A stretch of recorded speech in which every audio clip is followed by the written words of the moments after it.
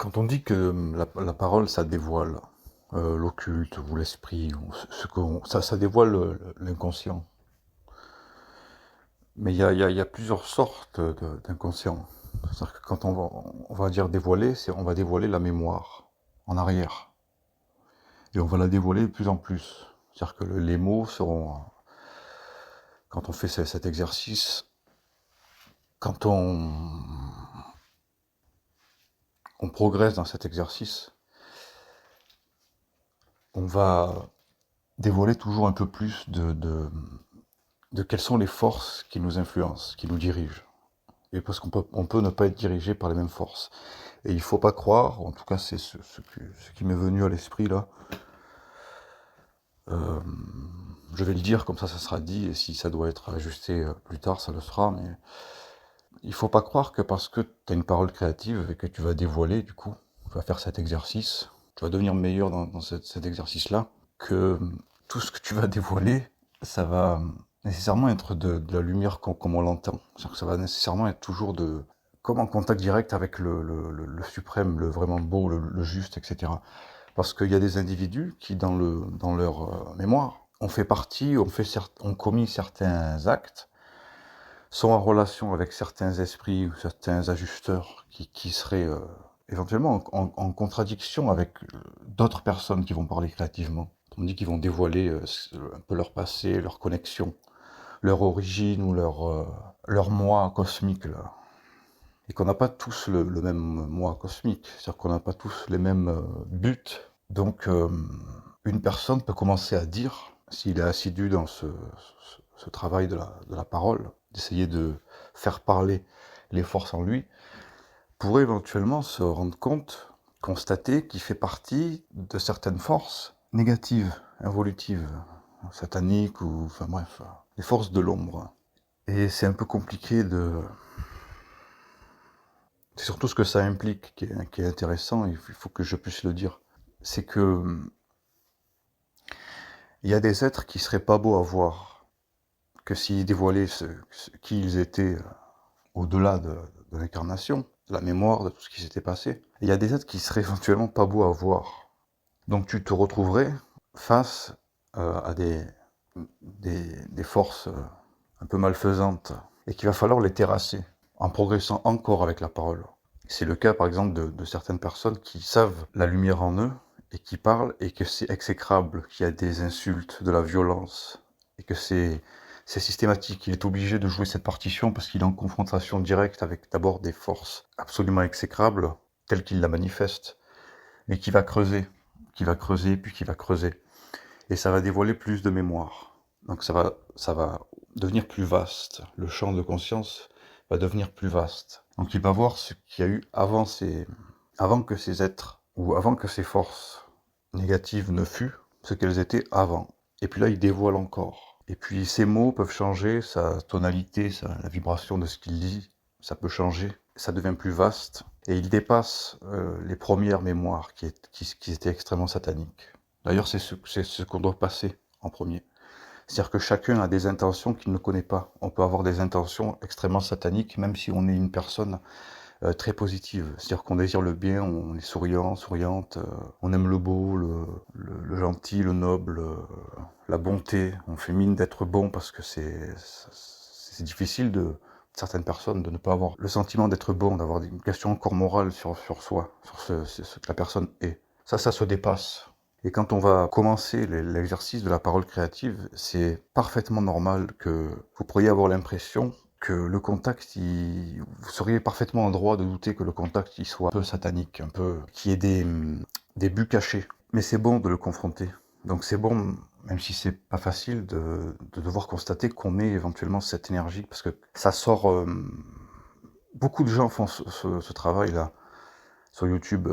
C'est toujours des insultes. D'ailleurs, une personne me l'avait fait remarquer en commentaire. Pourquoi ceux qui font ça, ils ont la fâcheuse tendance à être vraiment, on va dire, exécrables, parce que c'est pas agréable d'entendre quelqu'un qui débite de la violence, même si c'est obligé, c'est le processus. Il faut comprendre qu'au début, quand on désocculte, on prend conscience de l'intention des forces à travers nous. Et ces intentions, on peut ne pas les voir.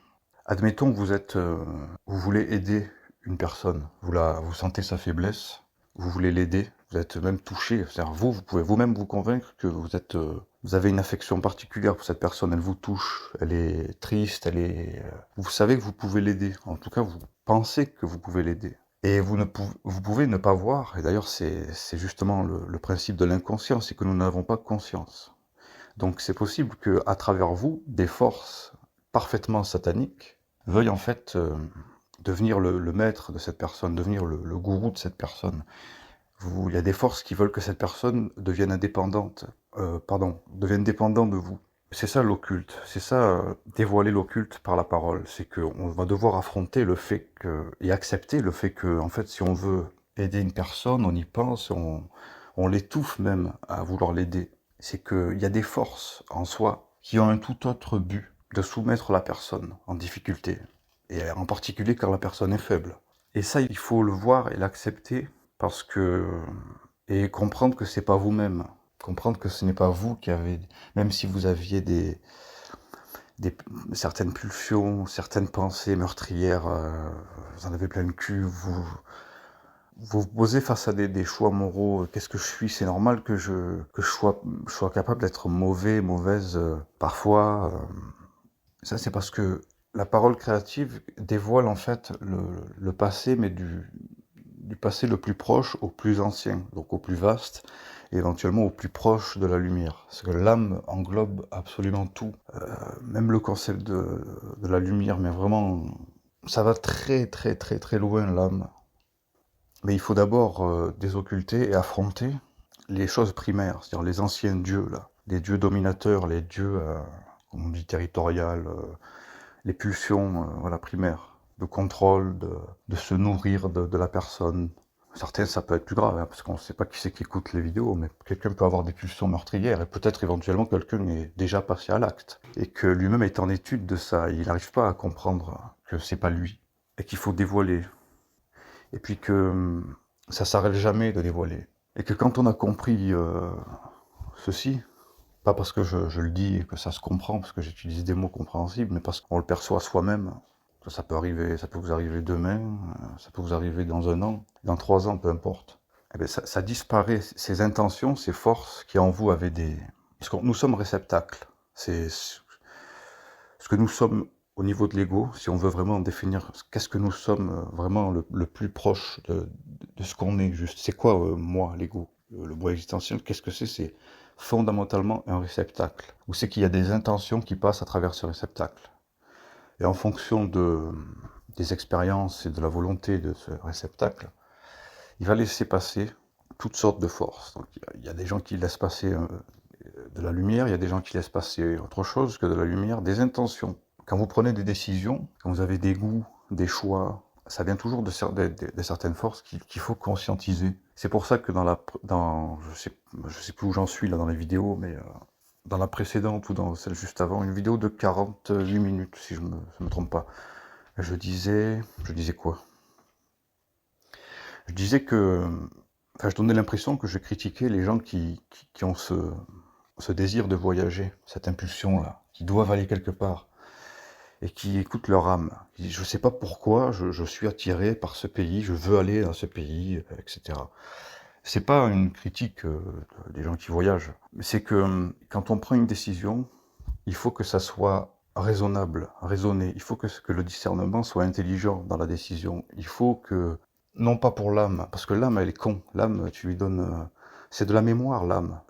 Il suffirait que, quand tu étais jeune, t'as mangé un poulet indien, t'as adoré, et que c'est aussi con que ça. Et que, éventuellement, tu veuilles partir dans les zen parce que tu es guidé, mais tu sais même pas que c'est juste une pulsion de ton cerveau, du plaisir d'avoir mangé quelque chose, de l'avoir assigné au pays, hein, parce que c'est une spécialité indienne, éventuellement, un poulet au curry, hein, je sais pas. Ça peut être aussi con que ça. Donc, il faut que la décision, elle convainque l'esprit et non pas l'âme. C'est-à-dire que pourquoi je veux aller là-bas? Dis-moi, il faut que, par la parole, il faut que vous puissiez dire intelligemment, au niveau de l'esprit, pourquoi je vais dans telle ou telle direction, pourquoi je prends ce choix, quelles sont mes intentions cachées. Parce que nous en avons tous. Nous sommes des réceptacles à intentions cachées. Et elles peuvent venir de plusieurs directions, ces intentions. C'est la même chose partout. C'est-à-dire que si vous investissez de l'argent, Pourquoi 90% des gens qui veulent se lancer à investir de l'argent, ils perdent tout leur argent? Parce que déjà, il faut faire le poids contre ceux qui en gagnent. Et ça, c'est pas évident, parce que ces gens-là c'est fluide chez eux.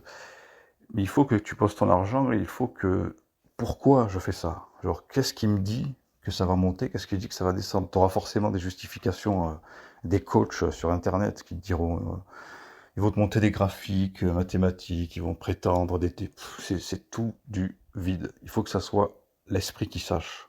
Si t'es devant une machine à sous, si c'est ton âme qui influence, t'es foutu. Tu es foutu de chez foutu, parce que l'âme, tu vas perdre systématiquement. Et si tu essayes de convaincre l'esprit, je suis devant une putain de machine à sous, pourquoi je gagnerais? Pourquoi je ferais ça? Pourquoi je mettrais de l'argent et encore de l'argent? Elle est où ma sûreté? J'ai besoin de la sûreté. Si je fais quelque chose, je dois être sûr. Si j'ai des influences qui passent par moi et qui veulent me faire jouer à la machine à sous, il faut que je dévoile, désocculte ces intentions-là, qui sont en moi, qui ne sont pas moi. Moi, je suis qu'un réceptacle à intention. Éventuellement, je me créerai un centre conscient, ce qu'on appelle le fameux double. Et là, je serai un peu plus qu'un réceptacle. En tout cas, je ne me sentirai pas diminué au point juste d'être un passage à intention. La conscience, c'est ça. Je suis la mécanicité de la conscience qui doit filtrer toutes les intentions qui passent. Il doit les comprendre et il doit les redéfinir. Parce qu'on peut ne pas être d'accord. D'ailleurs, quand je dis confronter la provenance, confronter l'ajusteur, ce n'est pas le confronter, c'est juste savoir où c'est que ça m'amène. Savoir les intentions. Peut-être qu'elles sont bonnes. Peut-être qu'elles ne sont pas toutes à redéfinir, ces intentions. Mais il faut être absolument chirurgical. En tout cas, c'est là où on doit en arriver. De pourquoi je vais faire ceci, pourquoi je vais aller là, pourquoi je fais ce choix. Et il faut que ça soit intelligent. Il faut que tu te demandes, mais convainc mon esprit, ne convainc pas mon âme. C'est pas de m'avoir par les sentiments, de l'adrénaline quand tu gagnes le jackpot à la machine. C'est ça que veut ta piètre biologie. C'est le plaisir là le jackpot, ça sonne de partout. J'arrive pas à dire ce mot, c'est fou. Peut-être qu'il m'est pas destiné le jackpot. Il faut que ça soit l'esprit qui est convaincu, votre esprit, enfin votre lucidité, la conscience un peu si on veut. La conscience intelligente, la conscience esprit, pas la conscience émotive. Et là, éventuellement, dans la machine, tu mets pas une pièce dedans. Tant que t'es pas sûr de, moi je fais ça, je gagne. Tu vas pas mettre une pièce dans la machine. Tu vas rester devant la machine, mais tu vas dire, je me casse. C'est pour ça qu'il y a l'isolement, c'est pour ça qu'il y a la solitude. C'est parce que tant que t'as pas convaincu mon esprit, je te rejette. C'est que c'est tout des sentiments. L'individu, il s'isole parce que tout le monde va t'avoir par les sentiments, par l'âme, et par les intentions, par les forces qui passent pour le bénéfice de l'âme. Donc de la mémoire. Donc le fait de maintenir l'évolution, de la retenir. Et c'est un truc que j'ai remarqué d'ailleurs chez les gens qui ont une certaine aisance financière, c'est qu'ils ont compris naturellement ceci, qu'ils ont conscience de l'occulte ou pas. De toute façon, ça n'a aucun sens d'avoir conscience de l'occulte. Et ça doit toujours doit toujours y avoir la raison intelligente, concrète et lucide avant de faire le moindre mouvement. C'est un peu comme les parents là, si l'enfant il demande un ordinateur à ses parents. Si c'est pour jouer aux jeux vidéo ou regarder des films de cul, tu vas pas vouloir donner l'ordinateur. Tu vas pas avoir l'argent pour payer cet ordinateur. Si l'enfant il te dit qu'il veut, par ses études, je sais pas, d'architecte, ou peu importe, que l'ordinateur ça va être une fonction pour travailler. Là tout à coup ils ont l'argent de payer l'ordinateur. Donc c'est ça que je veux dire, qu'il faut qu'il y ait l'utilité concrète, l'utilité d'avancer quelque part quand si tu veux aller, si t'es poussé par voyager aveuglément. Et pas nécessairement se laisser berner par le fait que les gens sont plus sympas là-bas, où il n'y a pas de taxes, où c'est difficile de lire dans les intentions qui passent par soi. C'est complexe, parce que non pas qu'une personne qui vit en Thaïlande par rapport aux taxes et que tout est moins cher et qu'il vit là-bas et il est bien, je ne contredis pas ses choix, après c'est propre, c'est individuel et surtout c'est subtil.